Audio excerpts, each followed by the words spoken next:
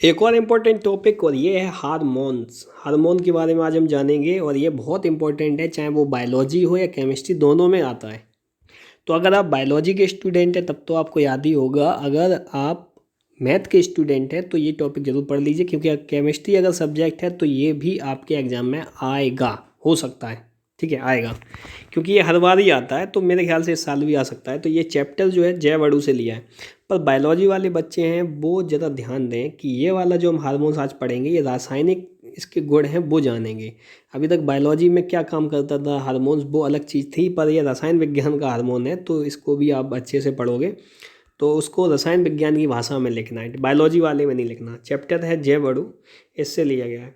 Hormone, hormone क्या है? वे रासायनिक पदार्थ जो विशेष कोशिकाओं के द्वारा स्रावित होते हैं एवं पास तथा दूर की विशिष्ट कोशिकाओं की कार्यकी को प्रभावित करते हैं, हार्मोन कहलाते हैं। देखो क्या होता है कि हमें पता है कि चाहे वो वनस्पति विज्ञान हो, मतलब पेड़ पौधे हों या आम इंसान हो, सभी में एक जीवन की इकाई होती है कोशिका। हमारा जो शरीर है वो कई कोशिकाओं से मिलकर बना होता है, ठीक है।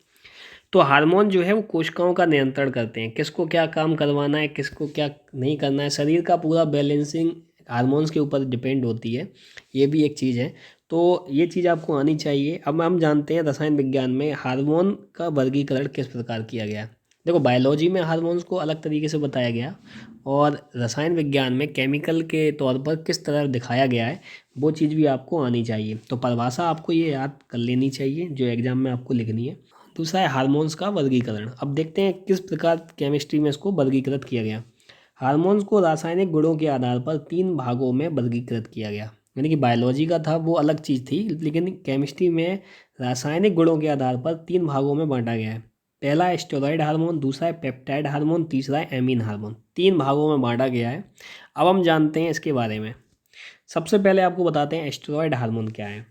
सभी स्टेरॉयड यौगिक 4 रिंग युक्त होते हैं, साइक्लोपेंटेन रिंग होती है ये जल में अविलीय तथा वसा में विलीय होते हैं। इन्हें 2 भागों में बांटा गया है। यानी स्टेरॉयड हार्मोन्स जो है जल में अविलीय होते हैं, जल में नहीं घुलते ये, लेकिन वसा में घुल जाते हैं। इन्हें 2 भागों में बांटा गया है, जिसको बोलते हैं लिंग हार्मोन और एड्रिनल कॉर्टिकल हार्मोन, ठीक है।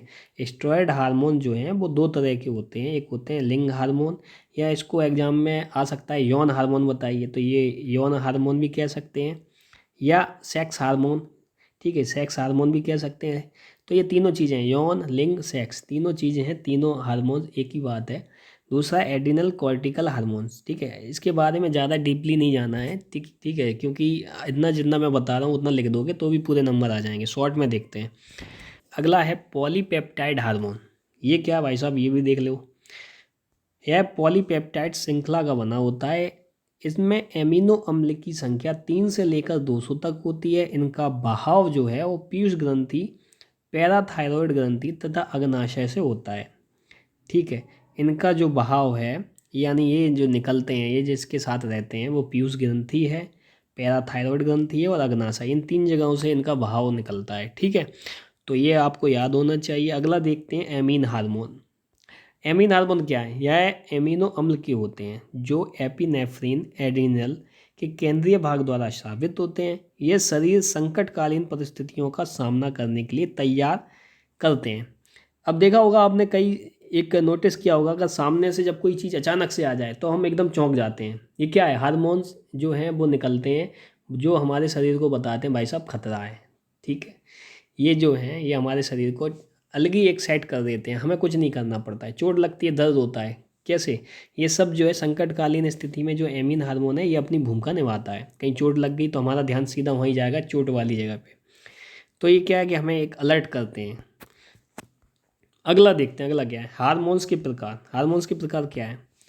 अंतःस्रावी हार्मोन, वे हार्मोन जो अंतःस्रावी ग्रंथियों से निकलकर रक्त में मिलकर दूध की कोशिकाओं को प्रभावित करते हैं, अतः स्रावी हार्मोन्स कहलाते हैं, अंतःस्रावी हार्मोन्स कहलाते हैं, ठीक है।